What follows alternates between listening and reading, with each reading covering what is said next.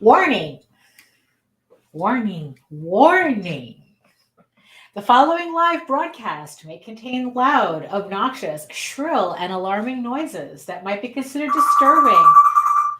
Something like that, if not outright uncomfortable to listen to, especially if you are wearing headphones. I share my office space with an African gray parrot and two parakeets, and I have no control over their behavior while I am live streaming, unlike my regular videos where I can have the opportunity to edit them out as best as I can. If you are sensitive to loud, surprising background noises, I recommend either not turning your volume up too loud or watching my edited, pre-recorded videos instead, which there's a lot of on this channel, even though I really do have to get back to making more. Like I say that each time, right? Eventually I'll get to it. Viewer discretion is advised.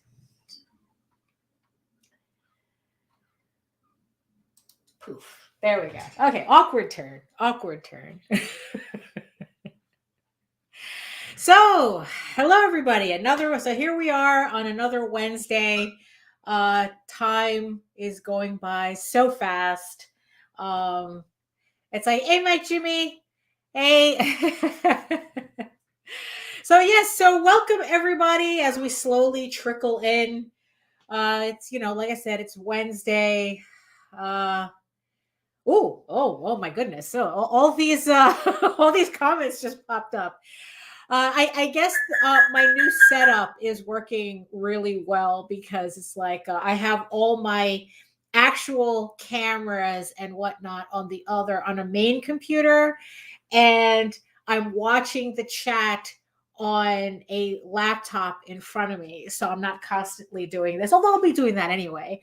And now it's like this laptop runs exactly the way it's supposed to. So everything is loading up properly. So yes, so hello, Mike, Jimmy. Hello, Christy. Hello, James. So yes, here we go. Hello. Hey, James.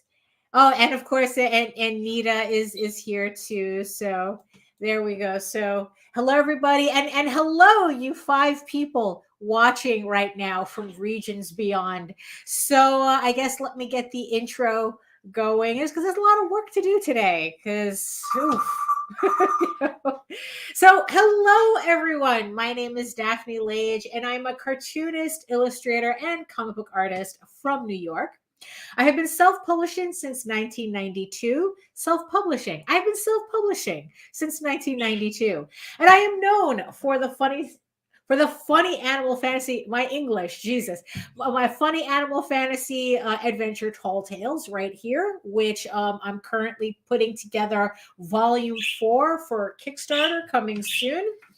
And I'm known for my medieval fantasy soap opera, EGORAVEN, Heir of the First Unicorn. You can read both my comics online currently at Tall Tales, TAILS online.com, and EgoWorks, EGOWRKS.com. And you can check out all of my videos on how I make my comics on YouTube at Daphne Lage, LAGE art.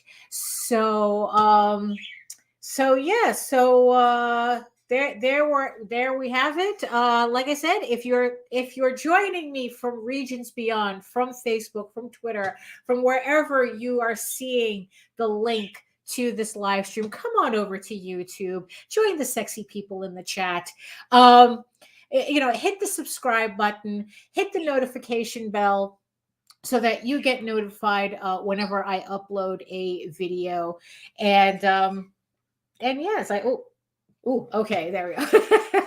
And join me on YouTube, where that's mostly where everything's happening anyway. So why miss out? Come join the cool kids and and hang out here with us. That's right, my Jimmy.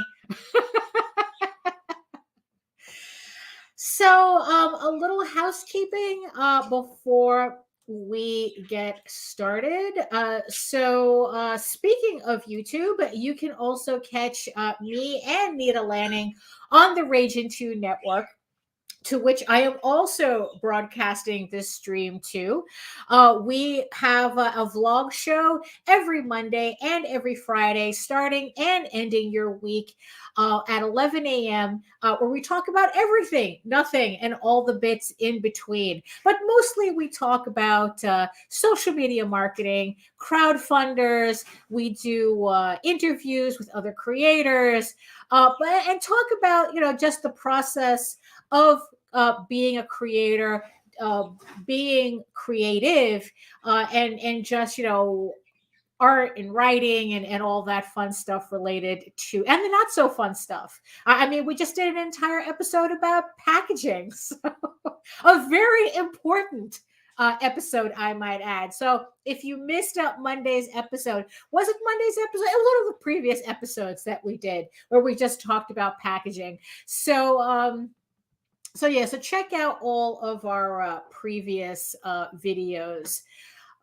for that. So also, as always, my fan art merch clearance sale is still going on my website at my store. I'm clearing out all of my fan art stickers and postcards and buttons and whatnot, to make way for new merchandise. And a lot of this stuff, actually most of this stuff that I'm clearing out, I will not be reprinting once they're gone. So if you have been waiting for a chance to pick up some of my little odd things and thingamabobs, and who's it's and what's it's, you can, now's the time to do it.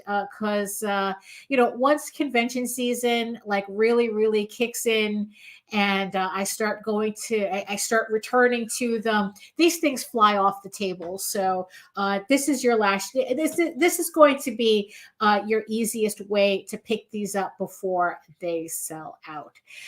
So also, I want to thank everybody for joining us for House of Bob on the Drawing Night stream.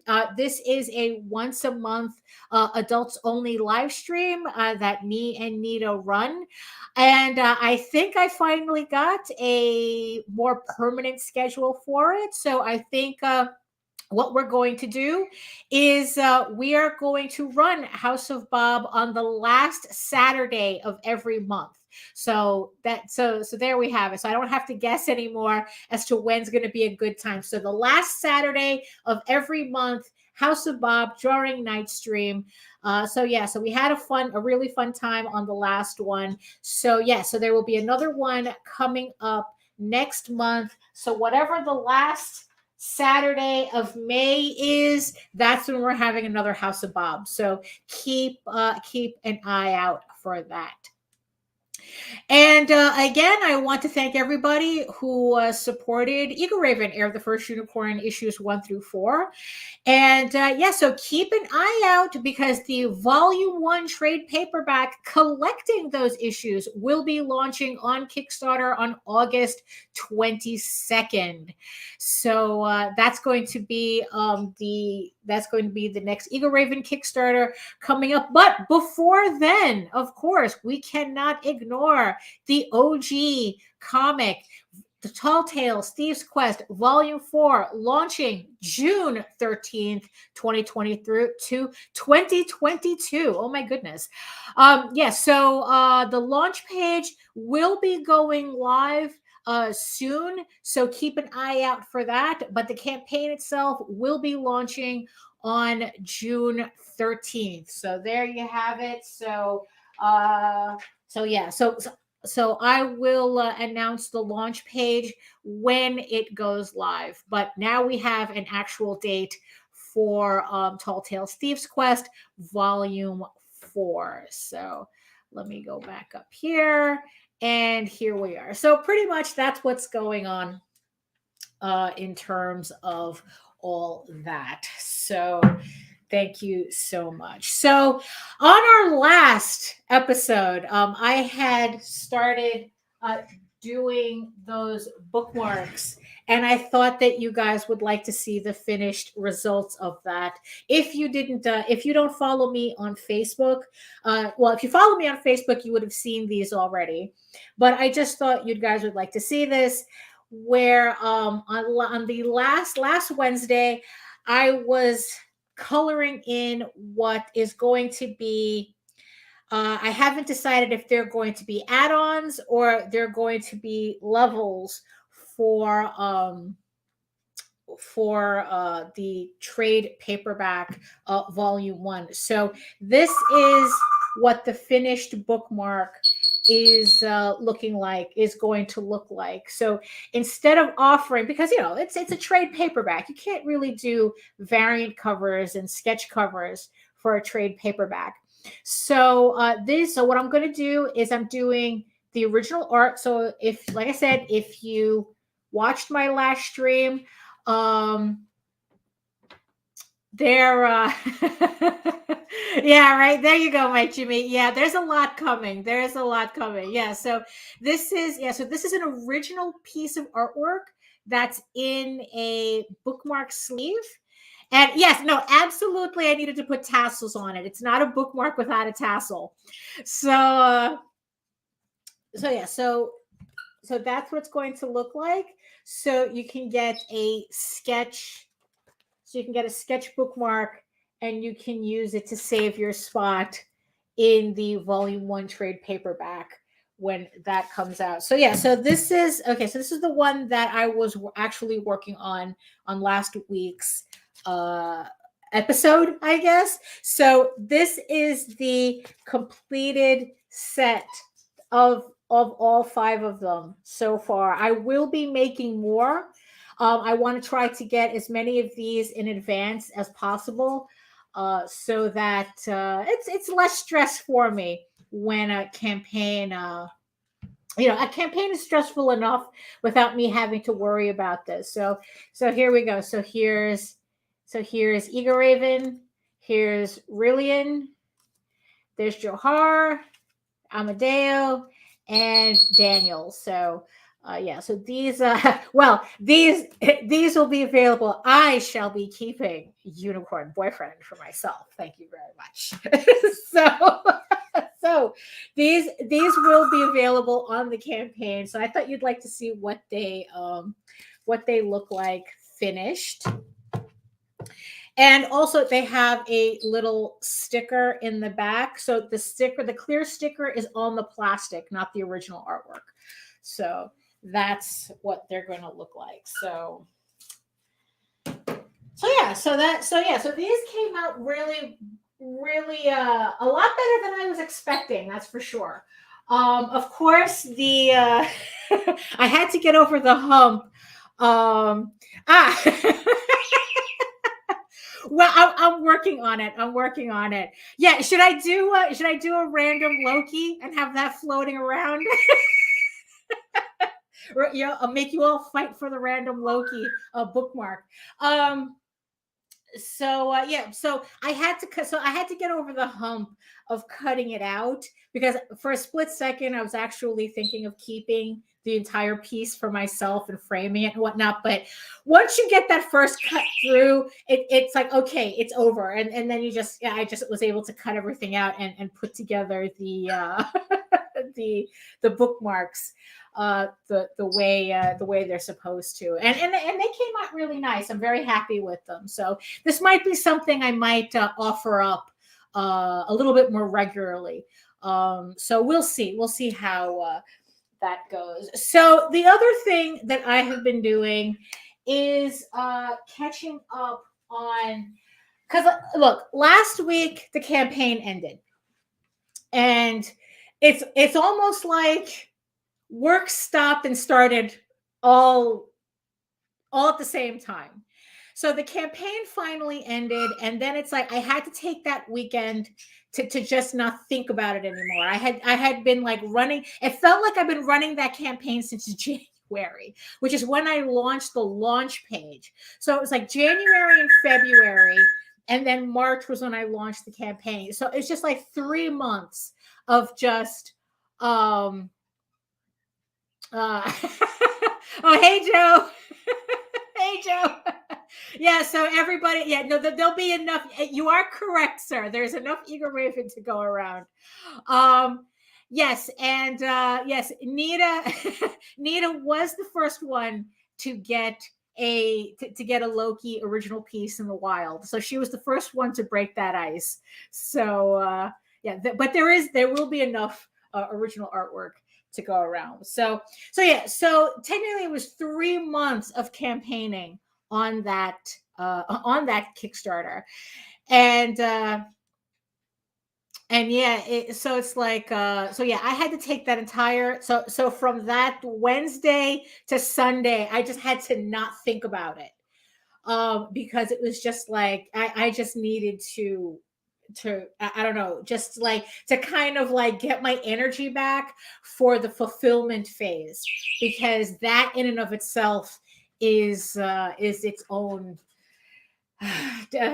ordeal, I guess. Not really. I mean, so what are the final counts here? So I printed out the I guess like the fulfillment thing or whatever. So I ended up with 173 total backers for issue 4.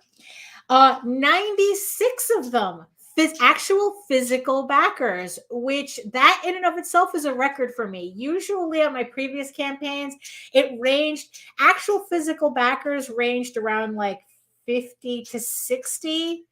If it it's like around there. But this is the first time I've gotten like this close to 100 physical backers. So yeah, so I'm really happy with that. And yeah, and I figured out a couple, and I've already started sending out for stuff. So I sent out for the stickers, I sent out for the prequel book, so that's already in production. I just now have to, so what happened is that, so JD just finished the Oswald Chronicles campaign this afternoon. Well, this morning. And he made it to 4,300. So congratulations for JD there. That's also a record for him. He has the most backers, and I think it was just $200 short of the most money he's made on individual issues. But you got to figure the money he made, that the 4,500 that he made on individual issues before was for 3 issues, and this campaign was for 2. So I'm not going to try to do the math on that, but it sounds like technically he was more successful on this campaign, so he should give himself a lot more credit for this campaign, even if it fell a tad short of what he had wanted. But yeah, so what we're going to do, what I have to do is I have to put together both our files for our books, and then we'll be sending out all of our books together to get printed, so that we can get them back on the same shipping bill, pretty much. So we save on shipping that way. But yeah, so that's what we're doing. So because I already have the counts for the books for EGORAVEN, so those are ready to go. I had to I had to tweak the files a bit, but nothing major. It was more of like a size issue than anything. So that it's not a big deal. It's nothing is really changing from the proofs that I made. So now I just have to put together JD's books, and then I'll be able to ship everything, to get the files out. And hopefully by Friday, I'll have all the files at the printers so that we can get that process starting. Like I said, the stickers that's already out. The prequel is already out. That's being printed. So now I just have to postcards. I have to get the trading cards out, and also some customized packing stickers that I'm doing as well. But again, it's like I'm combining that order with another order from JD's, because again, it's like it's better to send everything all at once to the same printer so that we all get it back at the same time for both our campaigns, on the same shipping bill. So we're not getting charged separately for shipping to the same address. So that's what's going on right now. So so we're already in the process of getting stuff done. So like right before I came to the live stream, I was separating bubble wrap, so I was getting that all ready. I'm setting up, I have everything set up on the table already with the add-ons. So I'm ready to rock and roll here. Like I said, I wasn't kidding. It's like the second the campaign ends, everything's moving. So hopefully in about 2 weeks, about 2.5 weeks, we'll have everything back. And then, and then we could start shipping everything out again. So, and then we can start the cycle all over again. But that's how it works, right? That's what we do. It's like right, a little twine, a little cottage core look for the boxes. No, it's like no. Although I would like to get, I do have to look into looking at different kind of boxes though. I was watching another video with someone like fulfilling, I don't know what their shop orders or what. It wasn't a Kickstarter, it was just a shop order. And I liked their fold up boxes. That's just the flip lid boxes. And it's like I have to see whether I just want to look into whether those would be nicer to use than the boxes. They're kind of like upgrade our boxes a bit, but I'm not sure if that's really necessary. It's just more of an aesthetic thing, but that's probably just me being frou-frou-ish. So, it's just a thought. It's just a thought. So the other thing that I was doing, I had for those 3 months, for the 3 months that I was working on the campaign, I've been collecting a pile of pencils that, right next to the drawing table. It's like, okay, eventually I have to ink this. Eventually I have to ink this. Eventually I have to ink this. And that weekend where I was like, you know what? I don't want to think about the campaign. I'll start putting everything together on Monday. I started going through that pile and started inking, or at least trying to finish inking some things. So again, if you've been following me on Facebook, you know about these three. So I finally started inking my divine portraits. These are all of EGORAVEN's patron gods. So here is Ishtar, which I finally inked. And learned why hardly anybody inks like that nowadays. It's like this is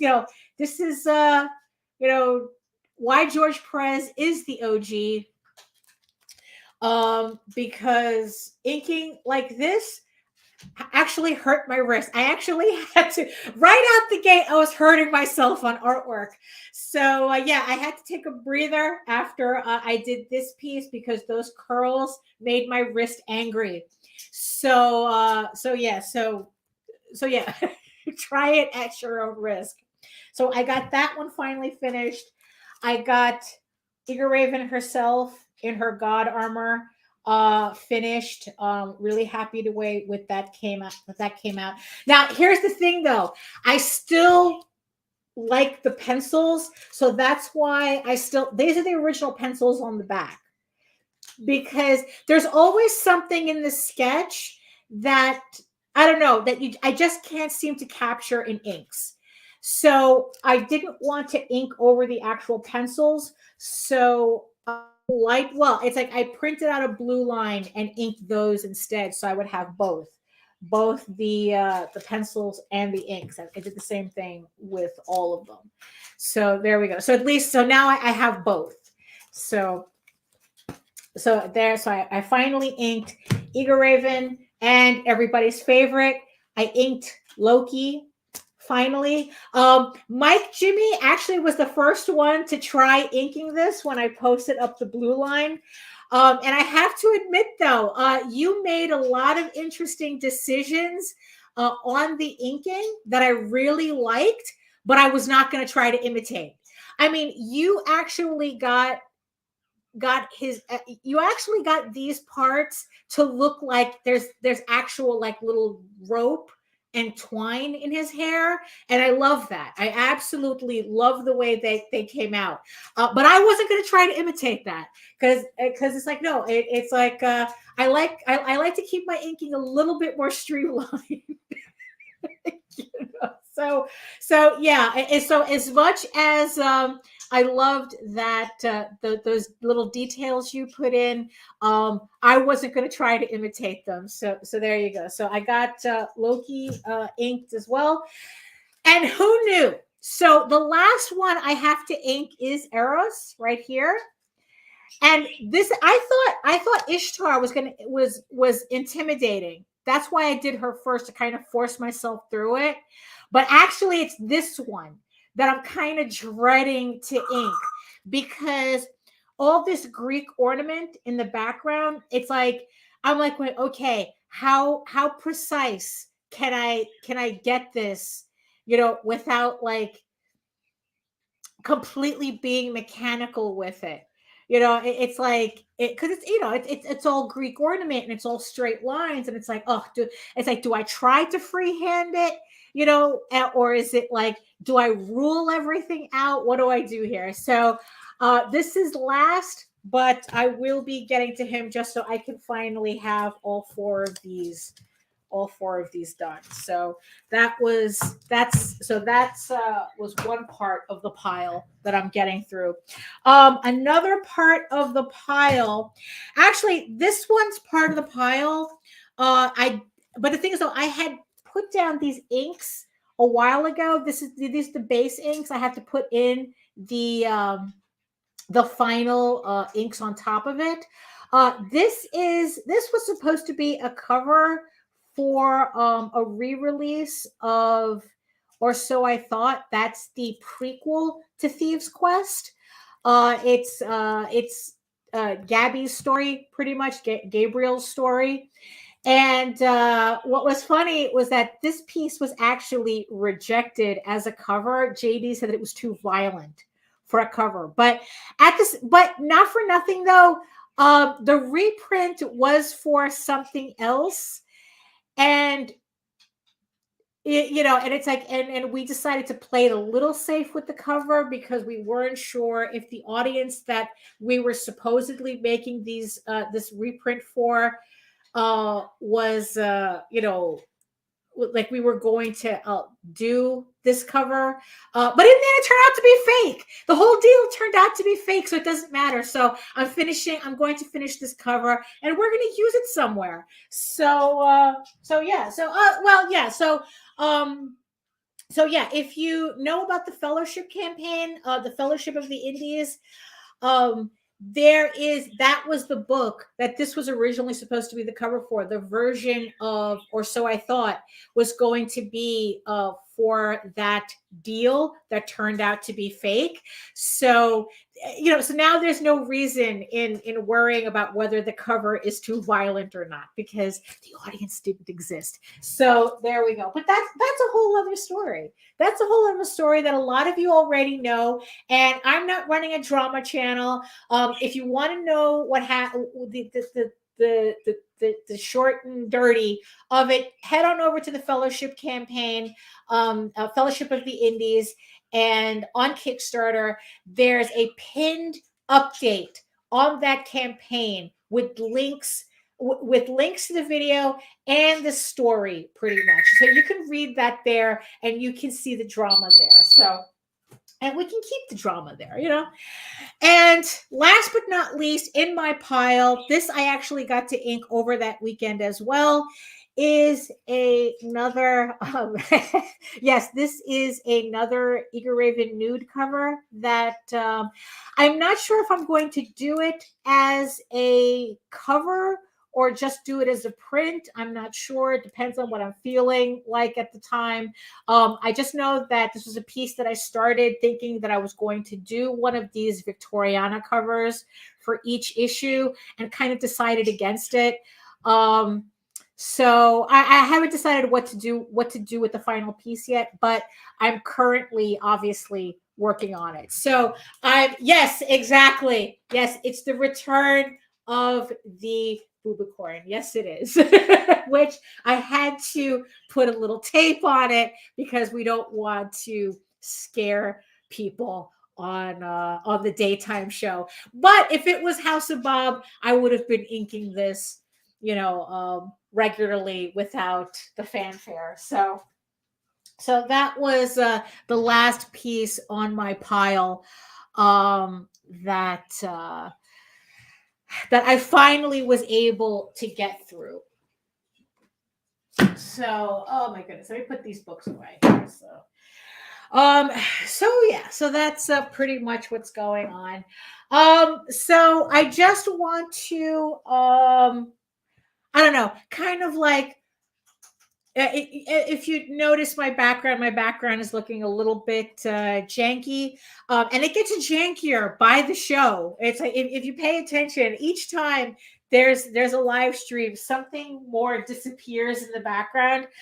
I am now in earnest in the process of getting this office redone. It flooded again, so I had to remove even more stuff from the office. But we think we narrowed it down to what the problem is.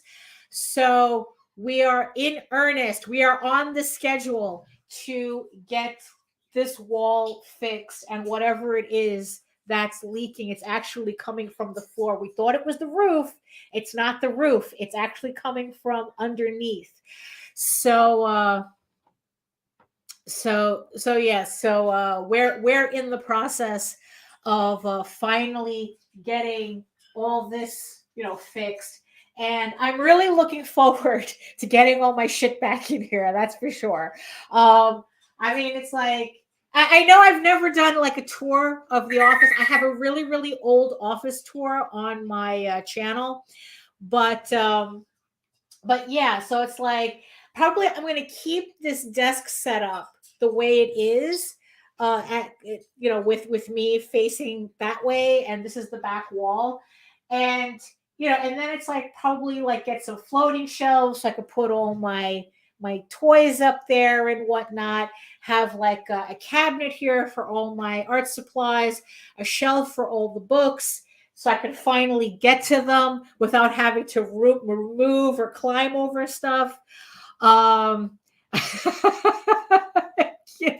Right? It's like, we don't expect professionalism. Well, yeah, I mean, it's like what I say about these live streams. It's like karaoke, right? You don't go to karaoke to hear people who actually know how to sing. Yeah, it's looking very barren. Yes, it's like, because the other computer's gone now, so everything has to be, because eventually, as in about a week or so, I have to move everything away from that wall. So I don't know what's going to happen here, So yeah, so I'm just like, I have a lot of plans, it requires some painting too, probably some acoustic tiles. I don't know. I haven't decided yet, but slowly it's slowly then quickly. That's how that works, right? That this is all. So yes, so this is my janky background. But hopefully in about a month or so, it won't be janky anymore. So we can do that. So yes, yes it is. Yes it is. Actually, what's going to be epic is being able to sleep soundly at night in the middle of a thunderstorm and not have to wake up to another eight gallons of water in my office. That would be really, really nice. That's what happened the other day. It's like, yeah, it's another 8. Imagine spilling 8 gallons of water where you're sitting right now. Not fun at all. So, yeah, so I would like to finally be able to get that out of the way and no longer have that problem. So, but that teaches you never put anything directly on your floor.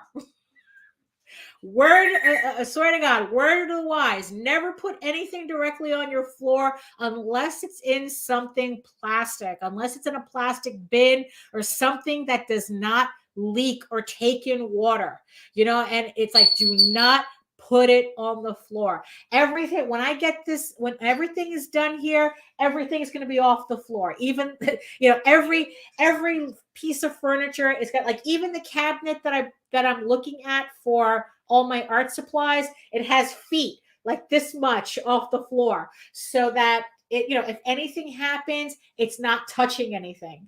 So because you never know what happens, it's just you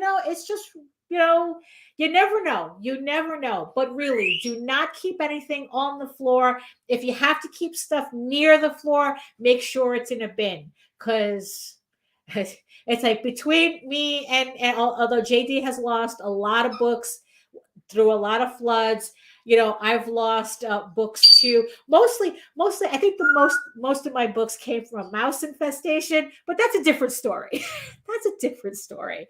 You don't want to lose anything to mice infestation either, but definitely for water, keep everything in a bin. There's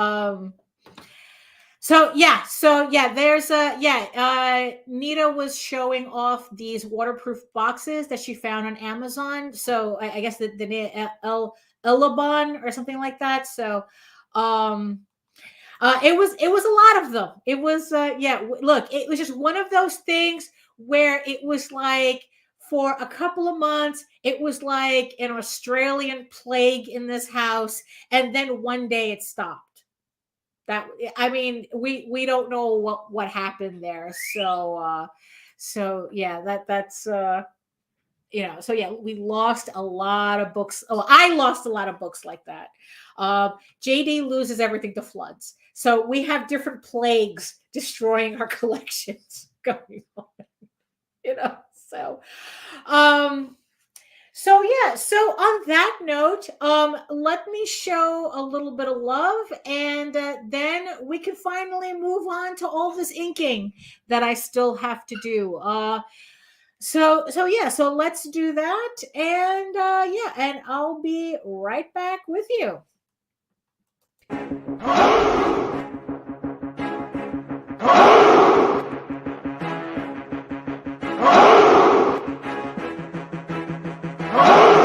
We are the only show for independents all around, giving you a platform to spread your word all over town. Catch the Craze is the place to promote to your fans with the Dreamer, Medina, and Sam the Crazy Man. Subscribe to our show and never miss an episode. It's time to get your mans, listen to us on the go. Updated every week, we never miss a day. Join the squad, come on in. It's time to catch the craze. If you are an independent, catch the craze. Making moves on your own, catch the craze. On your grind in the streets, catch the craze. Join the movement, catch the craze.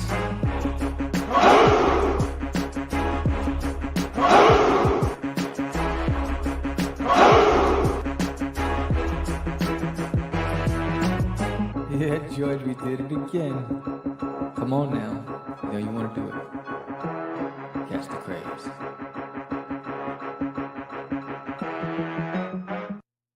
Hello, comic book readers and collectors. My name is Randy Zimmerman, and I'm here to introduce you to the Fellowship of the Indies. The Fellowship is a group of creators that came together for a promising business deal that fell through. But don't worry, because what came from the deal were 9 spectacular comics from diverse genres and creators. All 9 books are printed and ready to go, along with metal bookmarks, retailer levels, and even month 2 books, which are being specially made for a short period.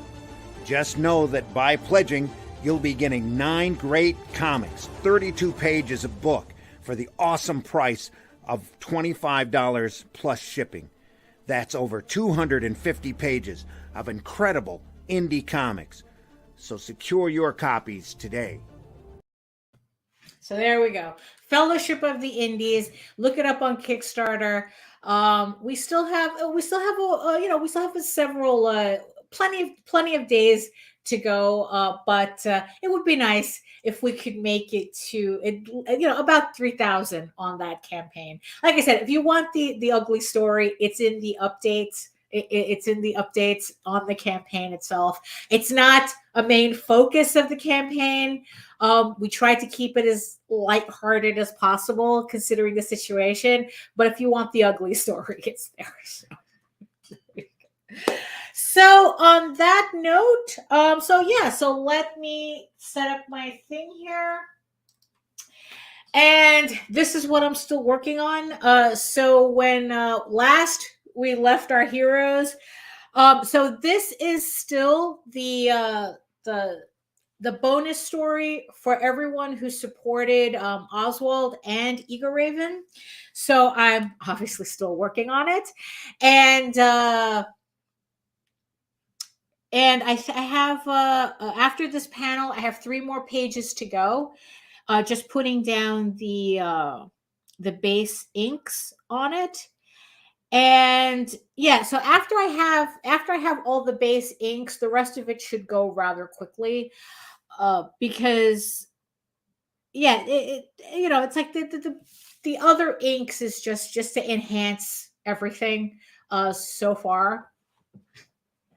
What I have down on the paper, so it shouldn't take me that much longer to finish. I have this scheduled to. I'm looking to have this story complete by the end of the month.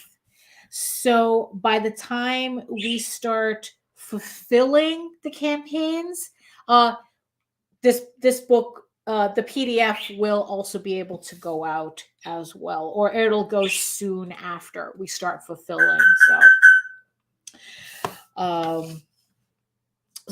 that's what we're still working on. The royal we. It's like when it's really just me. I don't know why I keep doing that, but yeah, because it's like it's just me working on this. Although I do have my flatter on notice that it's like, look, it's like once I get these pages inked, she's getting them to flat while I'm shading in the files. So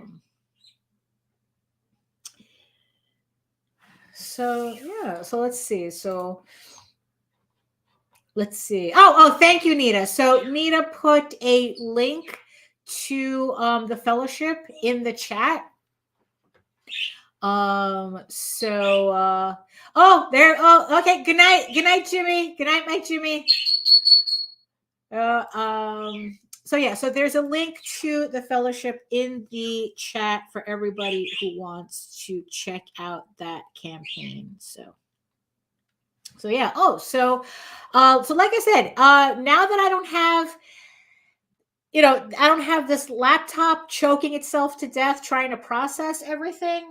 So we're going to try actually running a playlist from Epidemic Sound. Not sponsored, would be nice, but no, I am not sponsored by Epidemic Sound, but we're going to play some music from Epidemic Sound, which I do have a subscription for. So YouTube should not be giving me a hassle over this. Although I can't guarantee Facebook though. So if this disappears from Facebook, it's because they keep flagging Epidemic Sound as copyright infringement when it's not, because I have a subscription to it.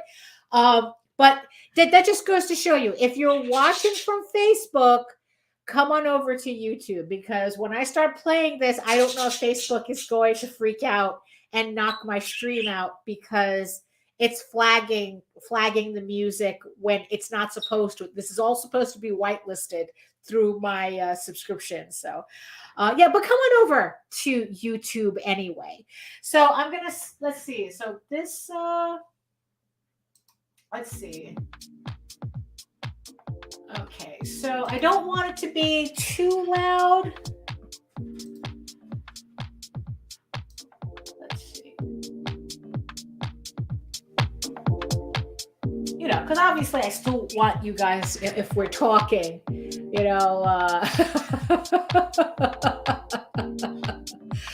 Well, yeah, I don't understand why you keep getting copyright notices from Epidemic, because you should have Epidemic Sound whitelisted too on the channel, on the Raging channel. So I don't know what's the deal with that. Yes, HR, the hamster resources says to go ahead and do it. So we shall. Yes. So there we go. I think that's a good volume. Are we good at the volume? Yeah, right. Yeah, I mean, yeah, I know. It's yeah, after a while you get so many of them, it's like, screw it. It's like, as long as it's not a strike, we're good. So, okay, so it sounds good on my end. So we're just going to go ahead and continue with our prelim inking here. And yeah, so yeah, so that's pretty much what's going on right now. Take it down just a bit, okay? All right. Okay. Let's see. Let me just make sure that my headphones aren't throwing it off. Let's see. Is that better now? Is that better?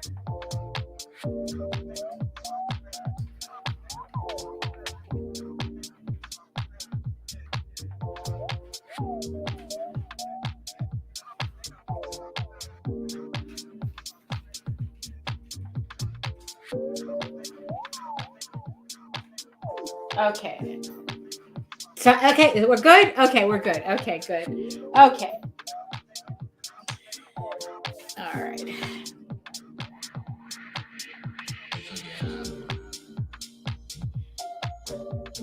Yeah, so there we go.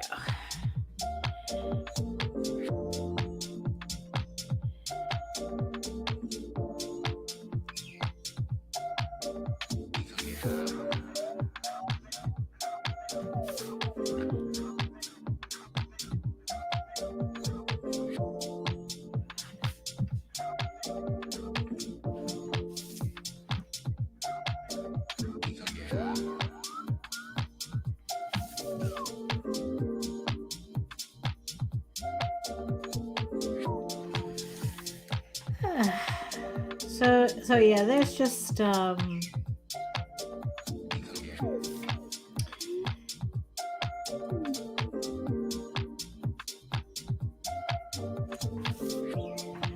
now it's just trying not to let good old-fashioned decision paralysis from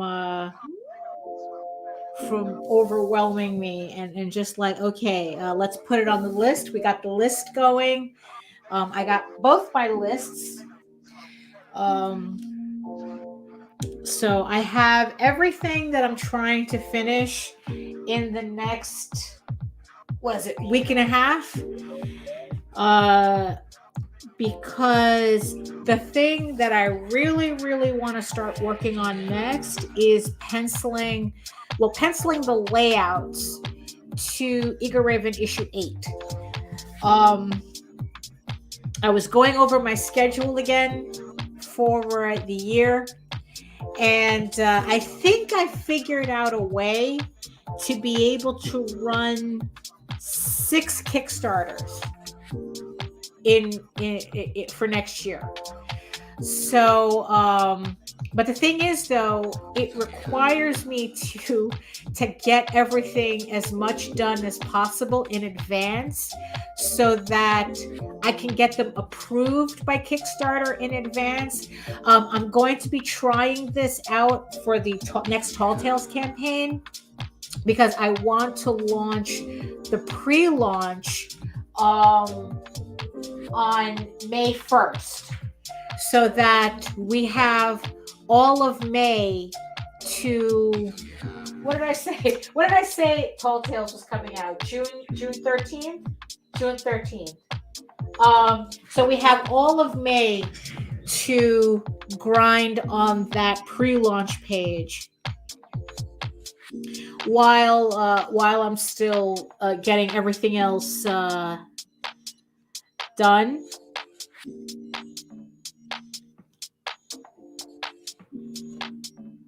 And then just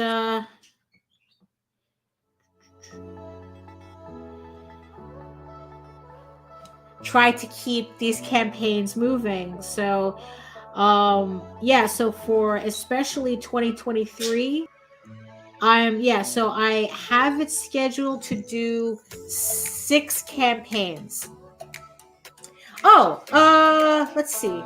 So is it okay to ask the question that I mentioned earlier? Oh, so what question is that? Did I miss your question? What question did you ask? So go ahead. Let's talk. You know we're all good about talking here. So Joe, what's the question you wanted to ask? Let's see.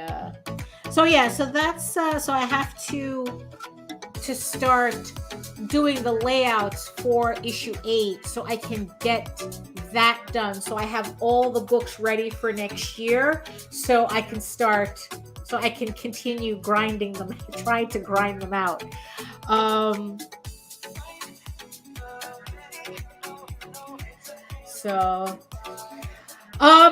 Look, okay, you figure we did the 11 campaigns in a year. We got that out of our system and realized that it's not sustainable. So I think I can do 6 campaigns. I mean, I should be able to do 6 campaigns, especially if Kickstarter is going to allow me to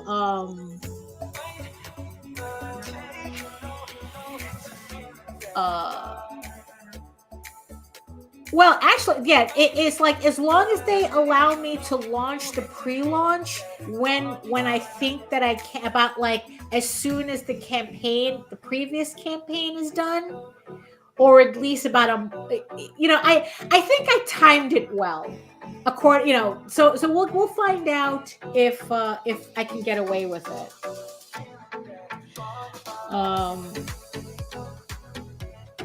I'd like to think that we built enough of a reputation, with our campaigns. Oh, okay. So here's Joe's question. From what I mentioned on the daily accountability, should I start snapping off on those who come to me from this point forward? Is this thing that I hire an artist to get Amazonia to the next level? Well, you see, okay, so actually, let me turn down the music a little bit more. Okay, so here's the beautiful thing about what we do. I'm so fucking tired of art snob people who promote art over story. And here, like I said, here's the beautiful thing about what we do. One, we're all grown-ass adults, right? And 2, we're self-publishing. Which means that we can do whatever the fuck we want, in spite of what people keep insisting on telling us. If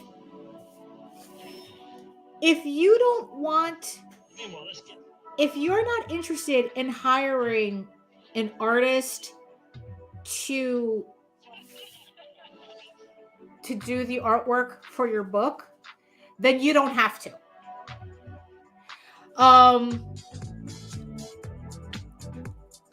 And nobody, and they can't, and there's nothing they can do about it. I mean, it's the petty answer, but that's the answer. I mean, it's like, people are always going to have opinions about your book. And when I say your book, I'm talking about everybody in general. It's like, it's like, could I get an artist who draws better than me to draw EGORAVEN? Yeah, sure, I could. But that defeats the purpose of me doing the book. You know, I'm not churning out an IP. And last I checked, Joe, you're not churning out an IP either.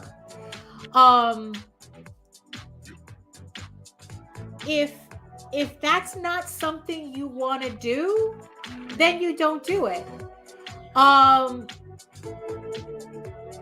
I mean, you can go about it two ways. It's like you could be just outright rude and tell people to mind their own business. That it's like, look, it's not something I'm interested in doing. Thank you.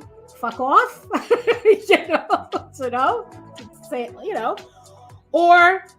or you could just do the fake placate. Yeah, okay. Like that. It's like, okay, yeah, whatever. And never do it.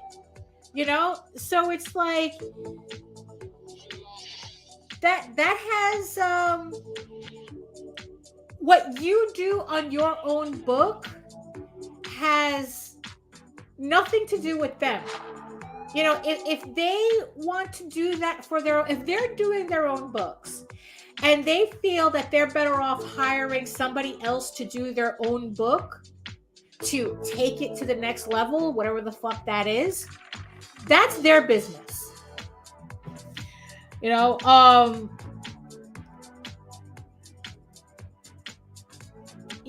the thing is though, if they don't like your book, then they don't have to buy your book either. It's like there's this something that somebody says. It's like, if are they financing, feeding, or fucking you? Then they have no business. They have no right to an opinion on what you do. So yeah. Right. Yeah, exactly. It's like, yeah, if you're not buying my book, yeah, it's like, it's not, I'm not interested, But at the same time, even if they were buying my book, that doesn't give them a right to tell me how to dictate how I do it either.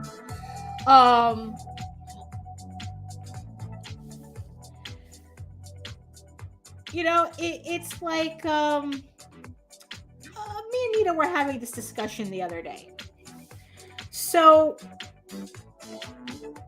we have, it's like we've had people coming to us,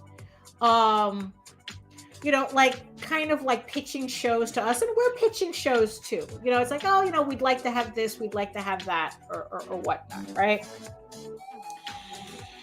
And there are people who think that they could just dictate to us what we can have, what we should have on our channel, or what we shouldn't have on our channel. And, we're still growing in terms of that. And, what did I do here? I hate it when my pencils don't make sense. What did I do here? Oh, okay.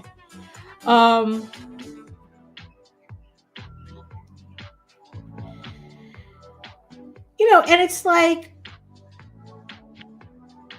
but we kind of have an idea as to what we want. We want to put forward. We have an idea. So we like to keep with the theme. But if you're coming at us with something that wildly doesn't fit what we want on our channel, we're not interested. And it's not about, like, oh, well, what does your audience want? Poll the audience. No, it's like, I'm not going to fucking poll the audience. It's like, we already set up our channel in a way that we want to, with the content that we feel we want to put on it. And people are going to be attracted to that or they're not. And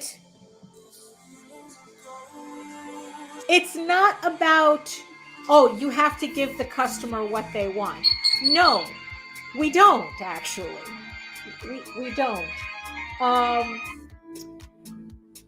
where you're coming into you don't come into my house and then demand burgers when I made lasagna. Okay? You make your comic the way you do. People shouldn't be coming to you saying you should do your comic this way or you should do your comic that way. You should get a better artist. You should get a better writer.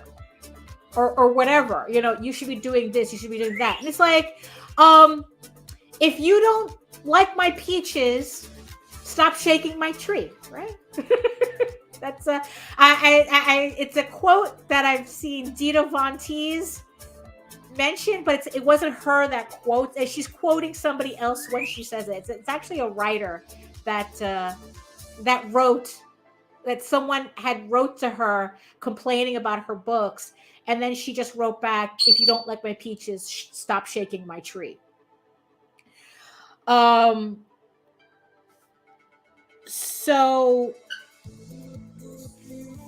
in the end, it's like, no, it's like, all I have to concern myself with is, whether I'm putting out the book I want to put out. That's what you should be concerned about too. Are you putting out the book you want to put out? If the answer is yes, then you don't have to do anything. You just have to worry about what you need to do to work on your book the way you want to do it. And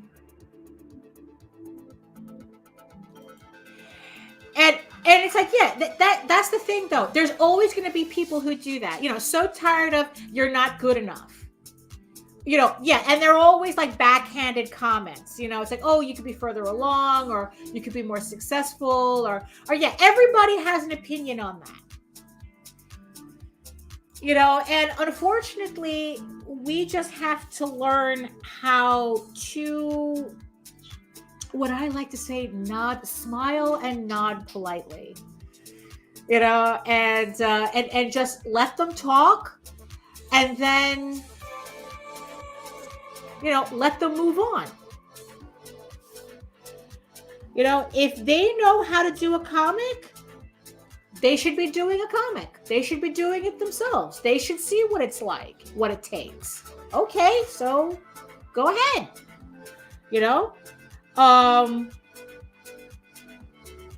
Do your own comic, do your own show on your own channel, type of thing. Don't come to us with a show that has nothing to do with what we want and expect us to go, oh my God, thank you. It's like, no, fuck off. No, it's like, I'm not going to thank you for trying to throw shit in my face. It's like, we're telling you that's not what we want. It's like, you're trying to tell me that my work is not what you want. That's not my problem. We got a Jake in the house. We got a Jake in the house. So you know what that means, right? You know what that means. We got a Joe. We got a Jake. I don't know who it is, but it probably is for Hogo Guys. I asked my friend Joe, I asked my friend Jake. They said it was for Hogo Guys. Yeah, so there we go. we're now official.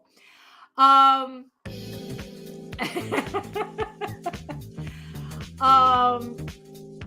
It's the whole thing that people go, oh, my kid could do that. Yeah, but your kid isn't. Oh, I could do that. But you're not. So why are you bothering me? So yeah, there's always going to be people who do that. Honestly, the only advice that I could give you with that is like learning to ignore them. That, you have to be the water, be water. Again, we're quoting Bruce Lee again, be water. It sucks. Yeah, but in the end though, as long as you're doing the books the way you want,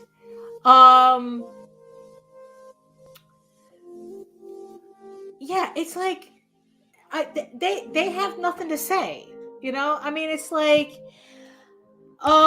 there comes a point where it's like, even if it's constructive criticism, you're going to get to it at your pace. You know, you're not in school. You know, it's like you don't have a teacher breathing down your neck.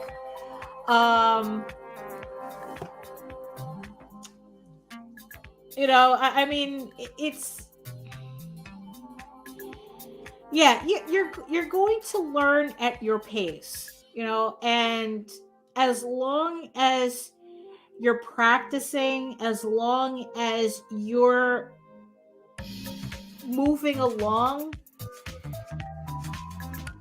that's, you know, that's what you do.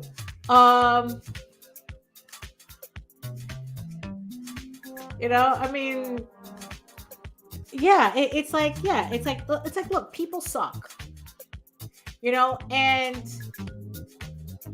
how I'm at an age now that it's like where I don't have time to kind of like tolerate that shit, you know. It's like,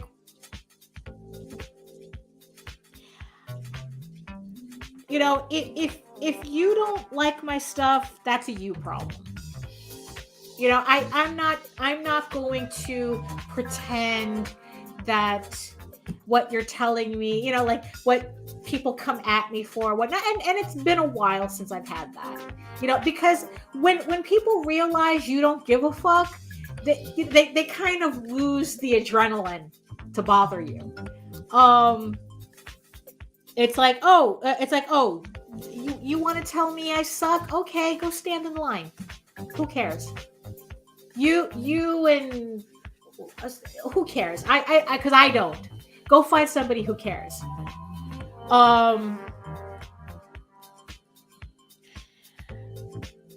You know, it's like, you know, if you're so concerned, go do your shit. Go do your own shit. Actually, if you were actually doing your own shit, you would be too busy to bother me. How about that?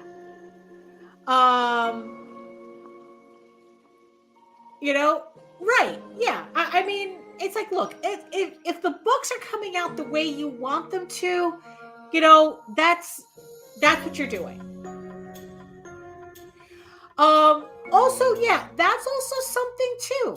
If it's like, there comes a point where if you realize that there are people that you're associating with who just seem to be just there to cause you stress, you kind of got to think about why they're there. You know, and whether they're worth, you know, whether they're worth having around, to tell you the truth. I've written off people for less, a lot less, significantly less. I've written off people for, yeah. And you know what? And it's like, I don't have them shaped holes in my life. So I don't, it's like, look, you know what? If you're going to be an anchor, you know, it's, you know, dragging along a coral reef, I don't need you. You know, I mean, it's like, what are you here for? You know, and yeah, and we've had people like that too. You know, I've had people, you know, that they say, oh, I'm your friend. And then it's like, it's the most, they're the most stressful people to hang around. You know, because also at the same time, they wait until I don't have anybody else around me, and then they really come at me. And it's like, oh, you fucking, so not only are you an asshole, but you're a coward too. You know? Because yeah, it's really funny how some people have a lot of fucking shit to say to me when JD's not around. It's really funny, but not in a haha kind of way. And you know, and it just got to a point where it's like, you know what? I'm done. I'm done with you. I'm done with you. You know? So yeah, there just there just comes a point where you have to make that decision whether these people are worth having around. Because if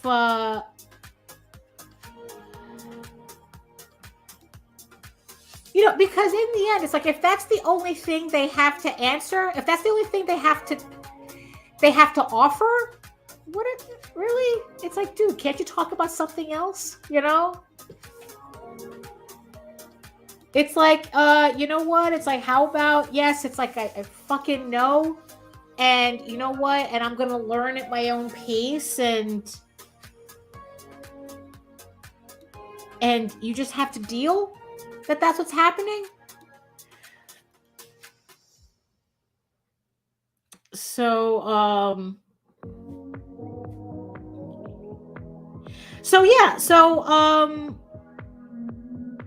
so depending on who they are, yeah, I'd recommend writing them off.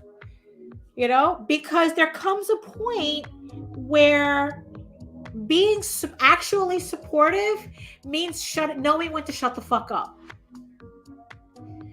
You know, I mean, it's like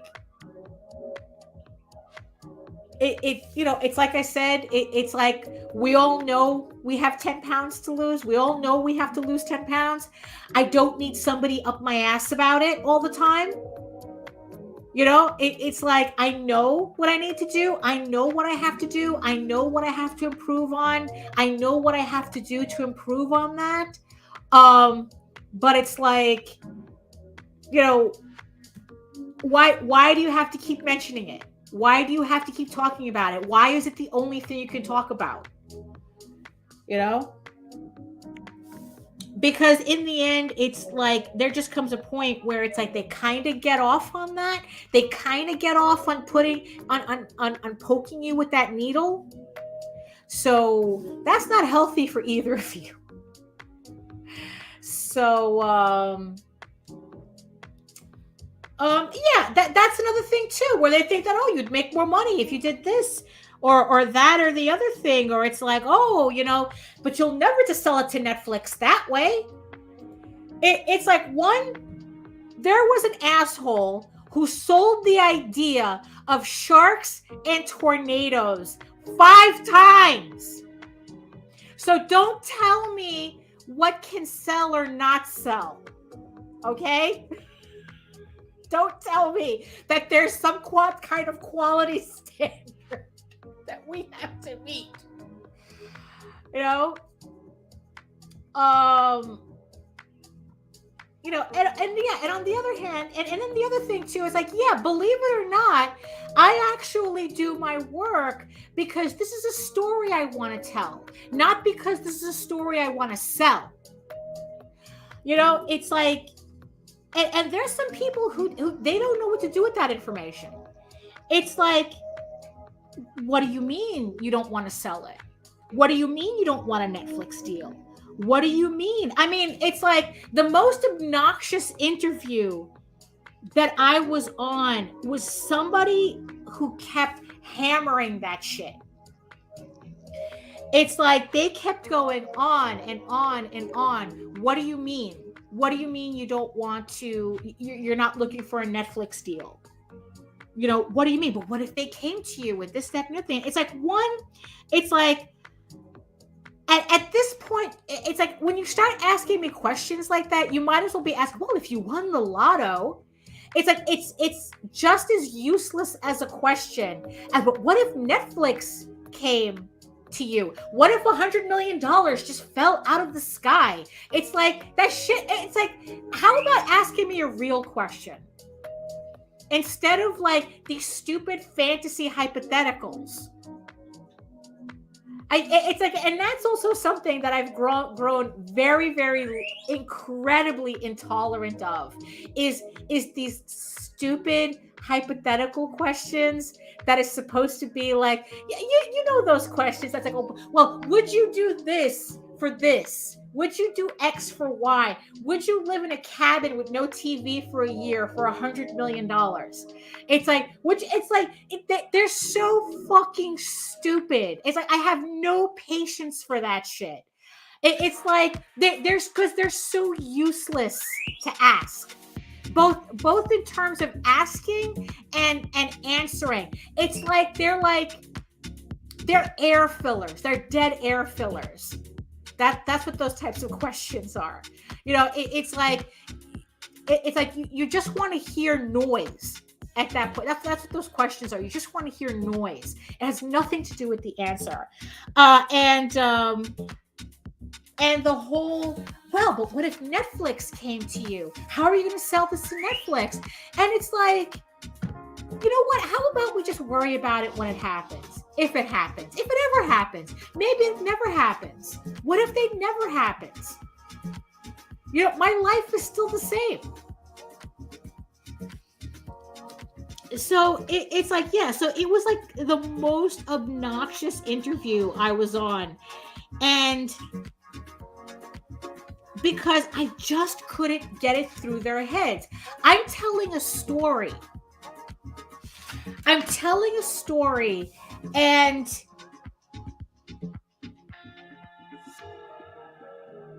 it's me that has to tell it. It's me that has to draw it. And, you know, it's like, it's not about just getting it done. Because if I was concerned about just getting it done, yeah, it'd be easier for me to hire somebody and just get it done. But that's not the point of what I'm doing. It's like, you don't go into independent publishing because it's a sound business idea. Nobody goes into independent publishing because, you know what? It's like, this is the best financial option I can make at this moment.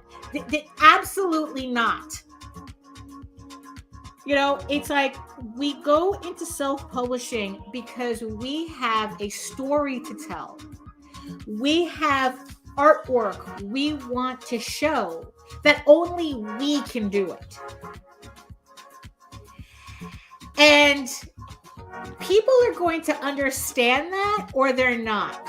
That there's only two types. They either understand that that's what you're doing or they don't. And the people who don't understand are never going to understand. You know, it's the whole, you know, asking why, you know, so why do you climb mountains? You know, why run a marathon? Why do you do that? Because I can. And you know why the answer is that flippant? Because I can't explain to you what it means. Why do people climb Everest? Because they can. Because there's something they gain from that you will never understand because you're not doing it. I can't explain it. Why am I doing a comic? And why am I doing this comic? Because I have to. But I can't explain why. I have a story to tell. But I can't explain why. You know, because if you don't understand it, I can't explain it to you.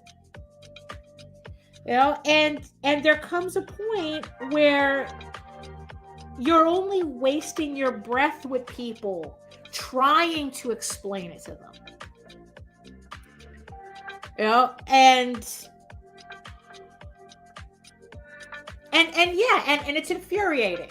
I completely understand that. It's infuriating. You hear these same questions over and over and over again. Why don't you do this? Why don't you do that? You should be doing this. You should be doing that.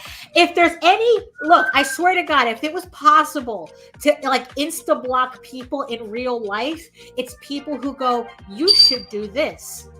Anyone who uses the word should, that they should all over. It's like, no, insta block, disappear, bananated, bleeded. You know, it's like, no, it's like, who are you? No, what I should be doing is the work that I'm doing right now. That's what I should be doing. Um,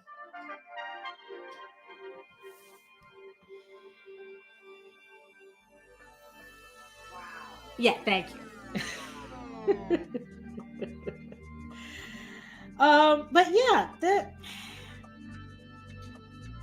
But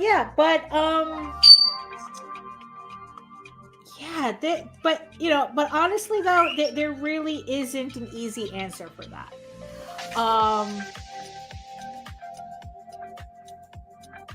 Yeah, it's the alpha logic. It's about doing. Right. Why do you climb Everest? It was there. Why do you draw? Because I have a pencil and right, exactly. Exactly. I make the joke, I have nowhere else to go.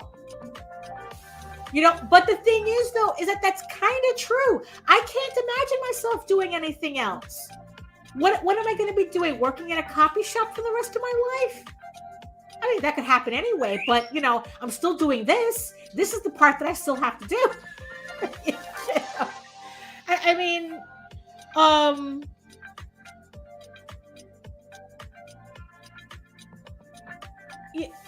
mean, there's a certain, it's like you can't explain the sense of accomplishment that we get from doing this stuff. And they're not going to understand it. And like I said, if they did understand, they'd be busy. They'd be too busy with their own work to be bothering you. That's really, why are they bothering you? Why aren't they busy with their own shit? Yeah.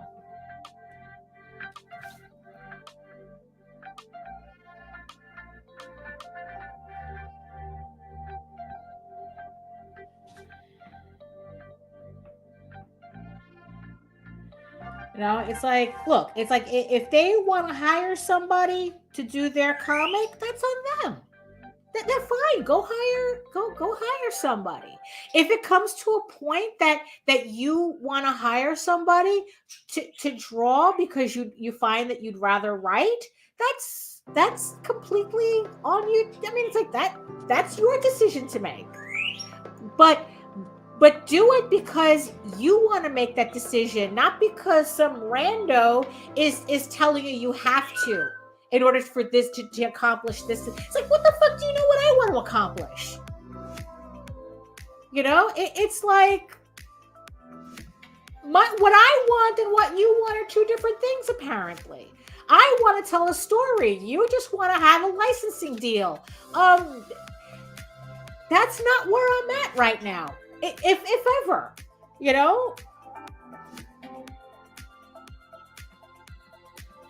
I mean, yeah, it's kind of it's kind of a weird.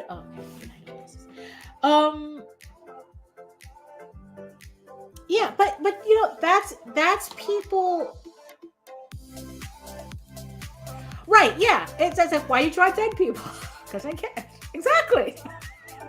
Hey, all your people are just talking bones. Why do you draw that? Right, and it's like, and that's the thing too. It's like, because then it's like it never stops, right? It's like, well, yeah. Why are you drawing bones that talk? Why are you drawing giant women? Why are you drawing wrestlers? Why are you drawing, unicorn girls? It's like, why are you drawing a story about a mouse? Why are you doing that? It's like, it's always moves on to the next thing.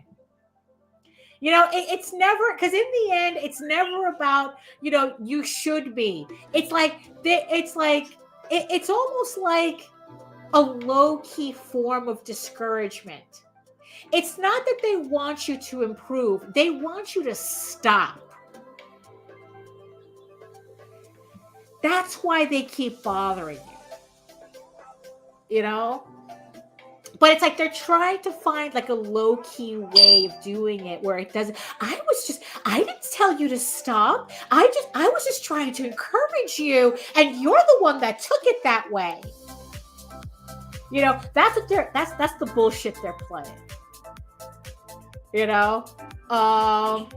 Right. Yeah. It's like, it's always, why do you write porn instead of romance? Why do you write romance instead of an action adventure? Why do you waste your time with action adventure and write a thriller? And say, it's always the next thing. Always the next thing. Why do you use too many adverbs? Why do you like adverbs? You shouldn't be using adverbs. That's Stephen King, I think. He wrote that in one of his books. Kill your adverbs. Fuck you. I'm using all the adverbs. Everything that ends in ly, I'm putting in a sentence.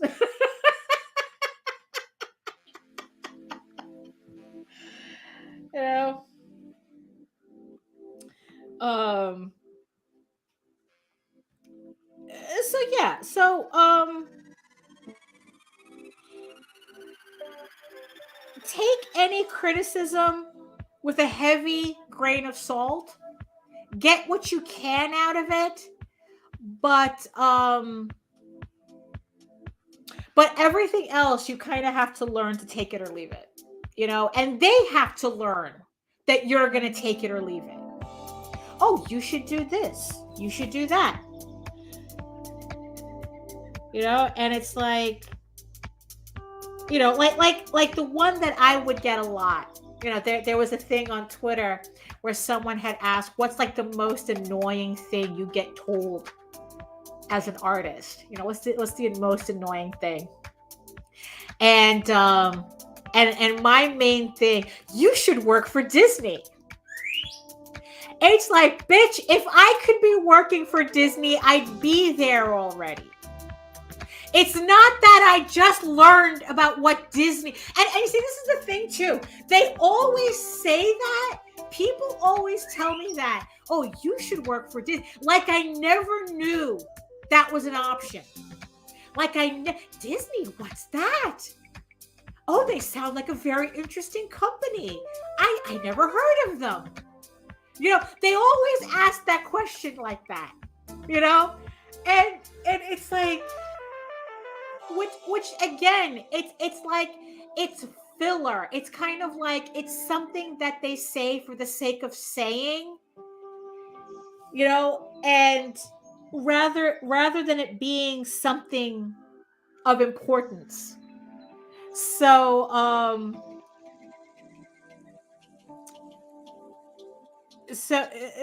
yeah, it's I've kind of lost my train of thought as to what I wanted to say with that, but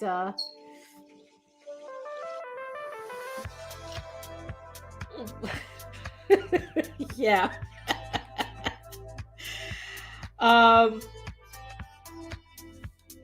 But yeah, there's always going to be people who are trying to kill your vibe. That's in the end, it's like, that's what that is. It's like, no matter what you do, no matter how you do it, there's always going to be somebody trying to kill your vibe. And yeah, and you have to recognize that and push that to the side. And you have to be confident in what you're doing in order to do that. It's like, step off, I'm doing hump.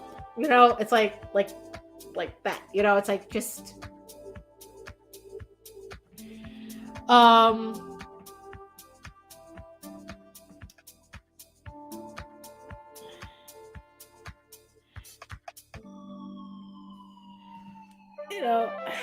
yeah, that's, yeah. So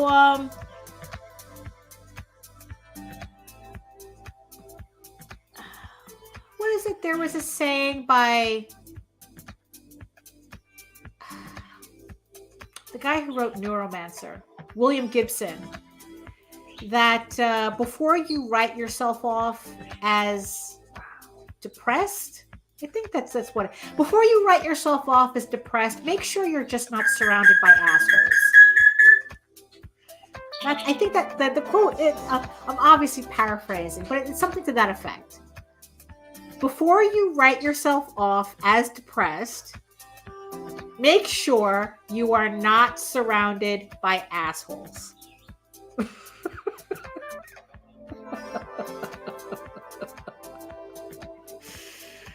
You know,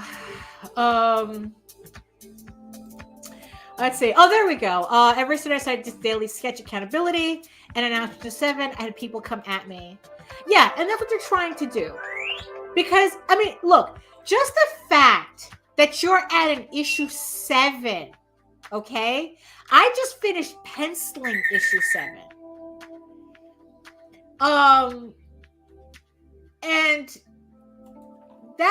that makes you ahead of a lot of people self-publishing. You got to remember, like 95% of people in self-publishing never make it past issue 2. And that's me giving them credit.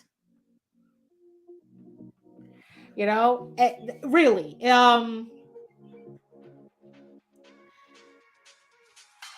know, if there's a lot of books out there I don't like. You know what I do? I don't buy it. It's that simple. And they don't have to know I'm not buying their shit. Why would they care? Right? So it's like, again, people are coming at you because that's the only way they know how to feel important. Because it's like you should care about their opinion. Like somehow they're that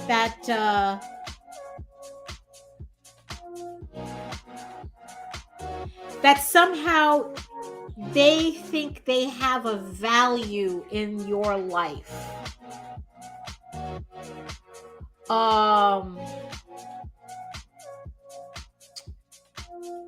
You know, and they have to be reminded that they know you don't have a value. You only have the value that I give you. You know, that's kind of you know, and you see, and here's the thing too. I've gotten to also a point where it doesn't matter where you are in your artistic journey. It really doesn't. You have to protect who you are and what you're doing and how you're doing it.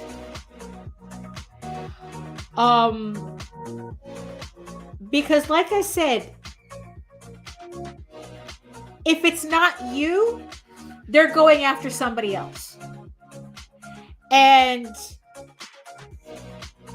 it's really funny how in the end, like, skill level doesn't matter.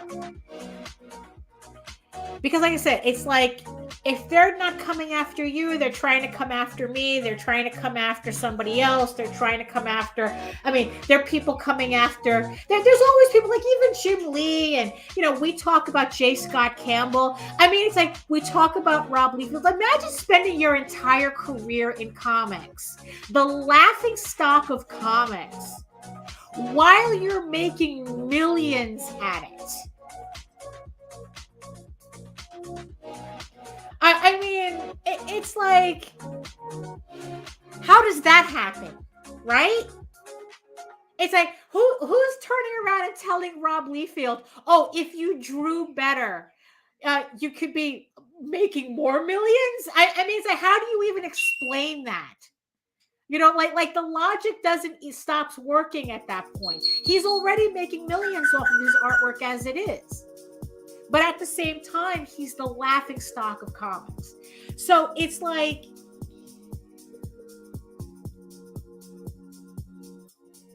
you know, I saw Rob Lee.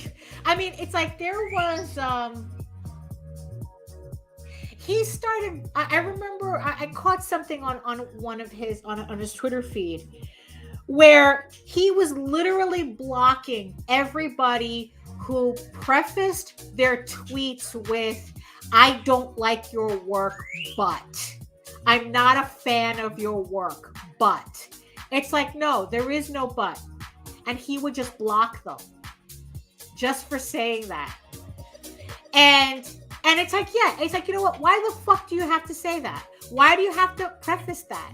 It's like, no, you don't get to, like, you know, pretend. And it's like, no, you don't get, you either enjoy everything that I do or you fuck off. You don't get to like pick and choose which aspects you get to enjoy while telling me to my face, well, I'm not a fan of your stuff, but what? It's like, this is a package deal, my man. It's like,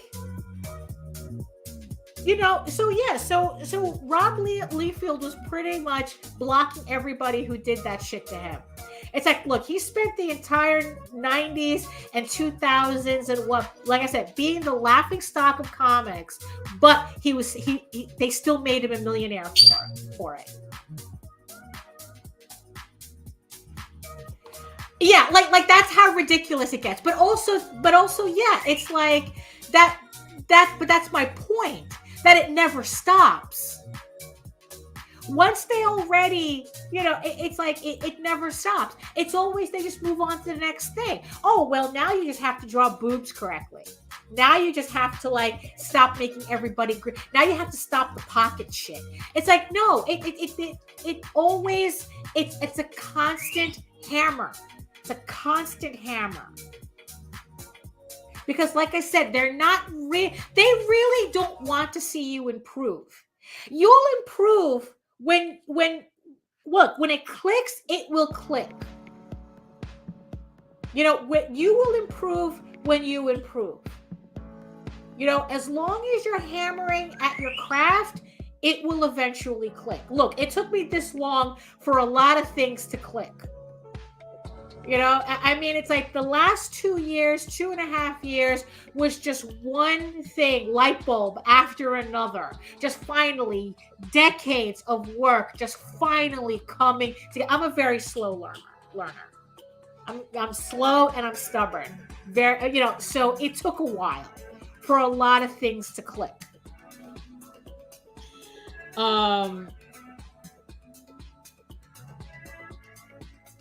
But you know what? It didn't click because I had people constantly up my ass about it. That had nothing to do with the what I feel are drastic improvements that I made in the last 2.5 years. It was not because I had people up my ass. It was because it's like just something snapped in me and I had to make all this work. And I had to do it no matter what. Talk to you later, Nita. See you tomorrow. Not Monday. No, tomorrow's Thursday, Friday. But maybe I'll talk to you tomorrow. Most likely. So I'll talk to you later.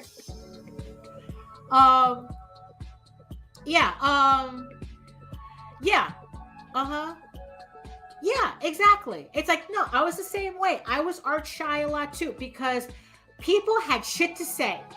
Everything, it's the reason why I never got into sketchbooks.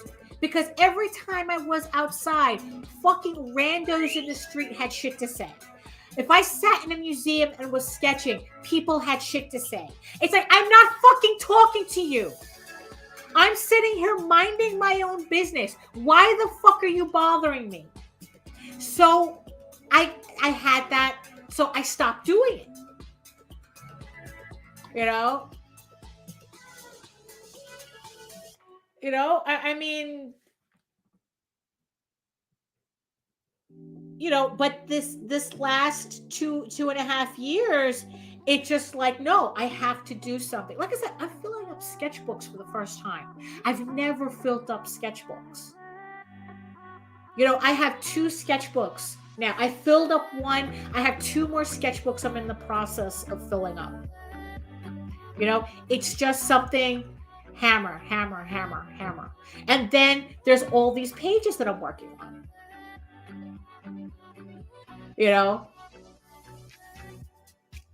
I mean, it's like, that's the thing. It's like hammer. That's all it is. You got to hammer, hammer, hammer. You know what you need to improve on. So like I said, it'll click when it clicks.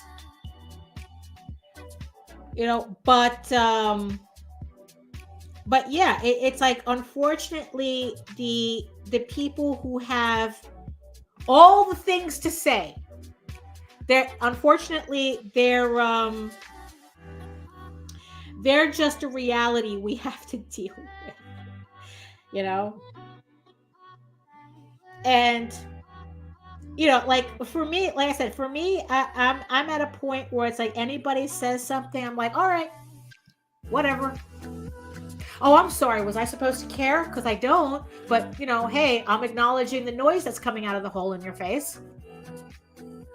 That's all you're getting. That's pretty much it. You want okay? Oh, I suck. All right, fine. Then I know you won't be buying my stuff. So fuck off. Go find somebody else. I mean, I'm just at that point.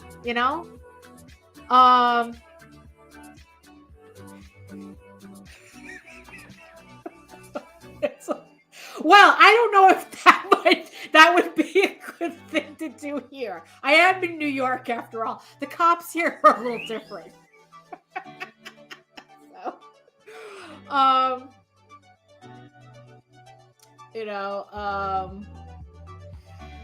So yeah, that's really the thing. And I think that's part of the reason why like I said, I haven't had people bothering me because I don't care. I don't. It's like, oh, okay, all right, okay. That's all right. Okay, that's it. That's all. That's all you're getting from me. It's like I'm sorry. Am I supposed to take you seriously somehow?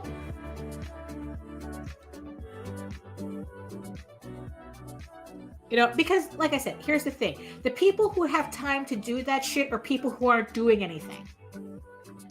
So why should I listen to them?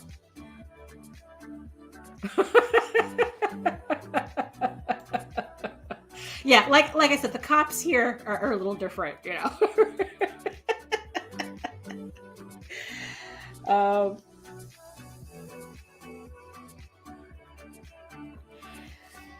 So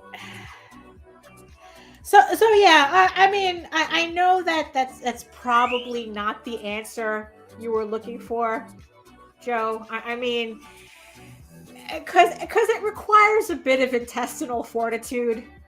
I mean, and the thing is though, and it does kind of require eating a lot of shit,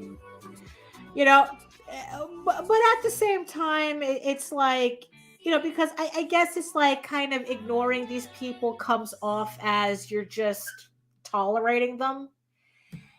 And, but you see, but here's the thing though, they get the message, they eventually get the message that you're not interested in what they have to say. Short of you just outright saying, it's like, you know what? I really don't care what your opinion is about my work. So you can kind of cut it out now because I'm not listening anyway. It's like, you know what? Why don't you go to your mirror and, and do it there? Because I'm not interested in hearing it. I mean, short of actually saying that. You see, I'm wildly passive aggressive, so I go for the okay, sure, whatever. I go for that.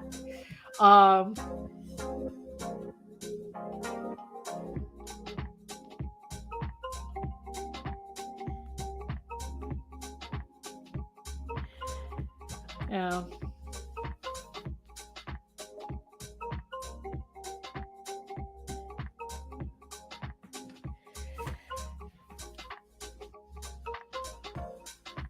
I mean, it's like, look, I've already said I have 173 people prove to me that they like my stuff.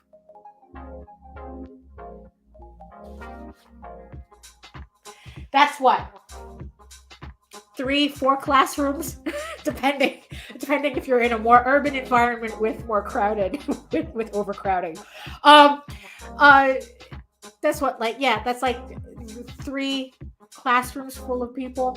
100. I don't even personally know 173 people. But I have 173 people saying with their dollars, I want to read your story. Yeah, that's the thing. I mean, but it's learned behavior though. I mean, there just comes a point. Yeah, it does. It's supposed, and that's the thing. That's the point. It's supposed to grind on you. That's their entire intention, is to grind on you. Because like I said, they're not really interested in seeing you improve because it doesn't stop. They just move on to the next thing.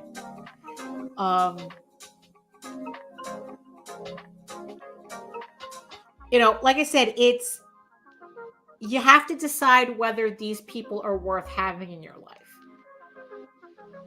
or talking about it. Or it's like, if it is somebody that you hang out with regularly and they start talking about that, it's like, look, bro, I'm not interested.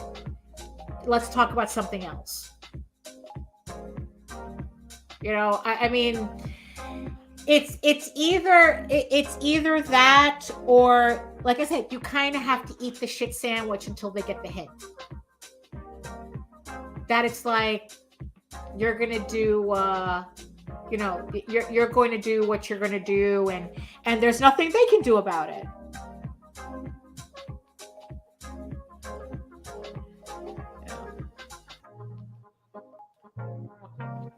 Might be an age thing. I don't know.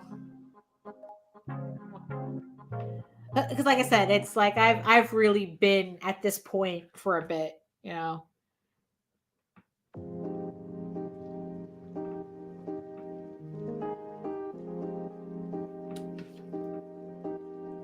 You see, because here's the funny thing. If you did sell your concept, I mean, it's like if Netflix came to you and says, we want to do a show based on Amazonia, those same people who are up your ass would be the last people to congratulate you for it. You see, that's the whole irony of it. If something like that were to come out of your effort, these same people claiming that they were up your ass to help you improve and whatnot, so you could sell if you did this, they would be you wouldn't hear from them. They would be the last people to congratulate you on your success. They would be the last people, because in the end, that's not what they wanted to see. They never want to see you succeed. They never want to see you improve. Because in the end, that's not the point. They just want to keep reminding themselves that they can. They just want to prove to themselves that they could drag you down. That's what people like that do. Because trust, when you have an actual success based on your work, you're not going to see them. All of a sudden, they have nothing to say to you. Trust. So yeah, you have to decide whether these people are worth the trouble having around.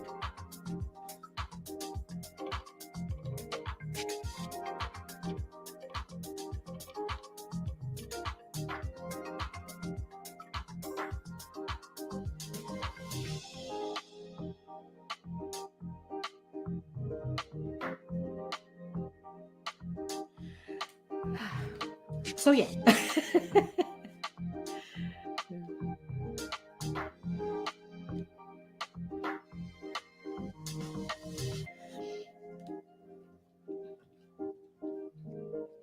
You think J. Scott Campbell gives a shit about everybody who goofs on his artwork?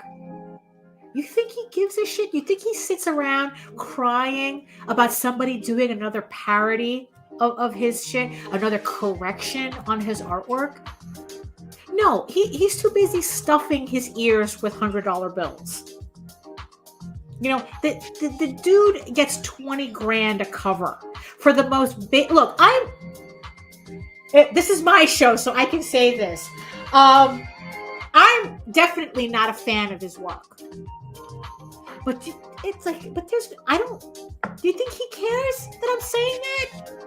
Do you think he gives a shit? You know? And at the same time, I'm not going out of my way to find his artwork to goof on it. I got better shit to do. Artists who have time to do that shit are not busy. They're not busy artists. You know?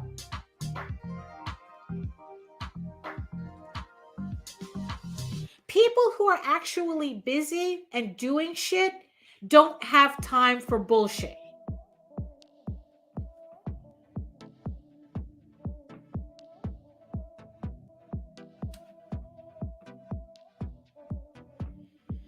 So I'm just going to finish up. So I'm almost done with this this panel here, which will pretty much be finish the page. So I'm just going to go ahead and finish up here.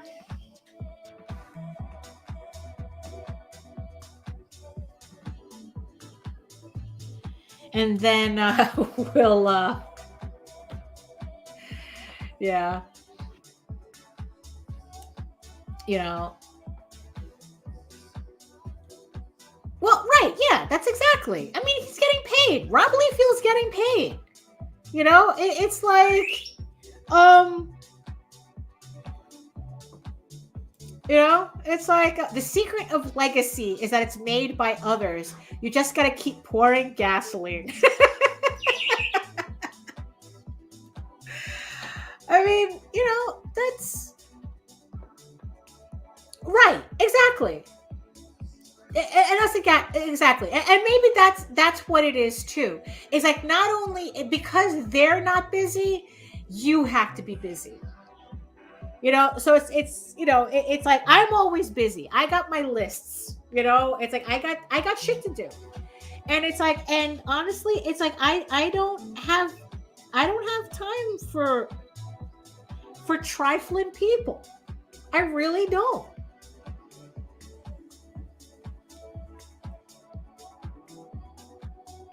You know, it's like, I don't make time for those people. So I think that you have to decide whether these people are worth your time.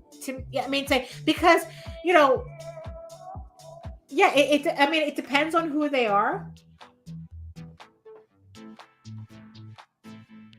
Let's see. Read up. Let's see. Mark is in the house somewhere. Oh, here we go. Here we go. Okay, I'm curious about your inking your own work. Do you find it redundant to put so much detail into your pencils, or do you find the inking portion as just the easy part? Funny you should mention that. I started penciling a lot tighter in these past 2.5 years, so that the inking does become like more rote.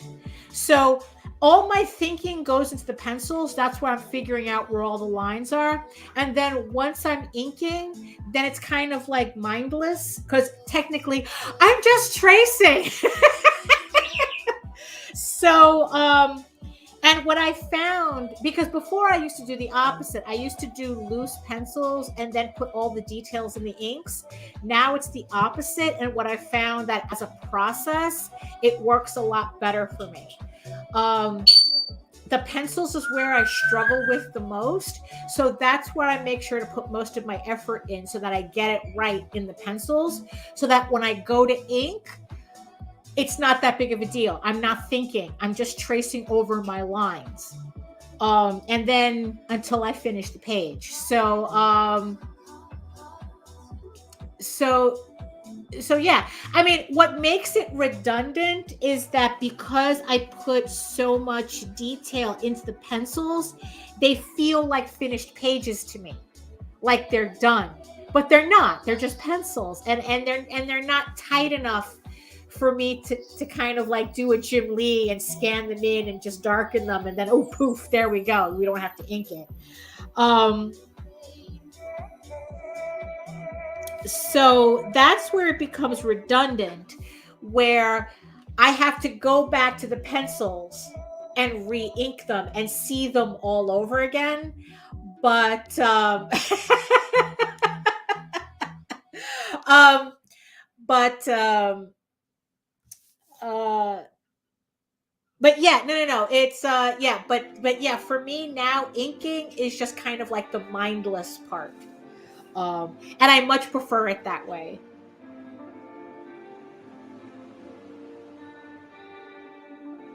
Because like I I have a harder time penciling and streaming now at the same time, but I can ink and pencil at the same time. I mean, but I can ink and stream at the same time.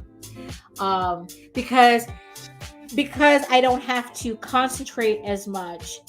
Yeah, I can go off on a rant and still ink and not feel like I'm missing anything.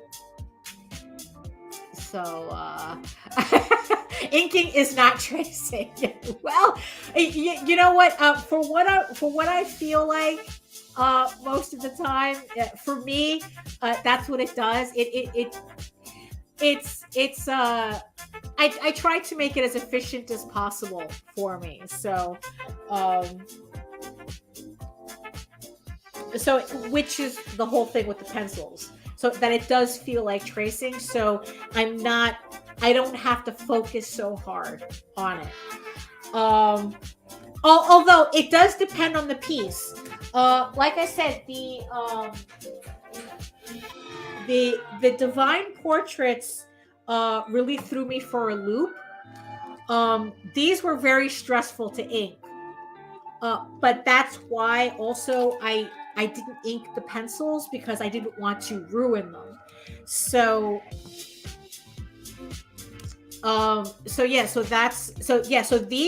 these were stressful for me to ink. And even then, like there's certain things that I would change on them, but you know, I kind of take the Dave Sim approach, fix it on the next piece. You know, it's like the mistakes that I feel that I've made will probably be less noticeable once I color them in.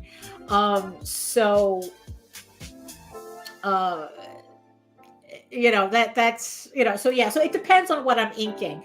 The pages, they're not as stressful enough. These were stressful. This one that I have to ink, this is gonna be super. This background that I made here, so this ornament thing, it's still kind of like, sheesh, what am I gonna do? How am I gonna do this? You know, so but you know, I have to bite the bullet, and I have to like start inking him in, and then, you know, I'll figure it out as I go along. So you know, so yeah, it depends. But yeah, but for this, it not so much, not so stressful so much. So you know, so okay, so we're just hitting the 2 hours. So this is, okay, so I got a little bit more on this panel here. Oh, thank you, Jake, for pointing out the question. Yes, thank you.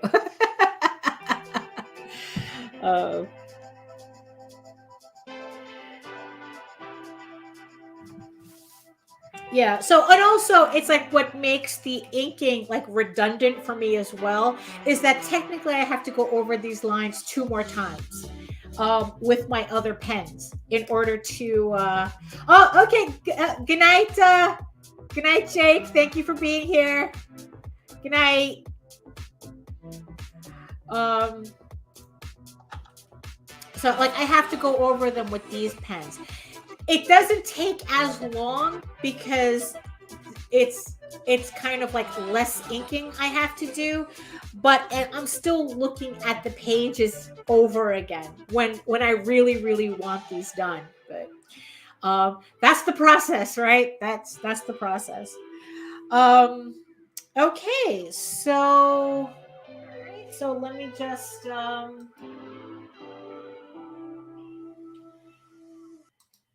okay, so I'm happy that my setup is working was working correctly. We didn't have any hiccups. We didn't have any lags, as far as I could tell. Was able to play music in the background, and nothing freaked out on me. So that's so good. So that's very nice, very nice. Probably on the next live stream, I'm gonna have to test out the OBS connection to see if that I can go back to doing that. It's like I still have to test that out using using OBS and trying to do some different things. So we'll save that for next time. So okay, so there we go. So we've reached the end of another stream. Actually got some work done. Got some, got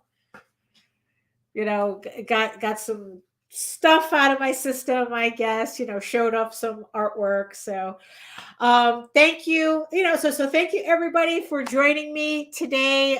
You could have been anywhere else, but instead you decided to spend your 2 hours with me. Thank you everybody in the chat. Thank you, Joe. Thank you, Jake. Thanks, Nita, and everybody else in the chat. You all know who you are. Thank you, Mike Torres. Mark, Jesus Christ. It's sorry. It's like it's end of the show. Mark Torres, Jesus, from it came from the radio for his question. So thank you everybody in the chat. Thank you everybody watching. I see you. I see that little number up there that that I don't know where that number refers to, but thank you for watching.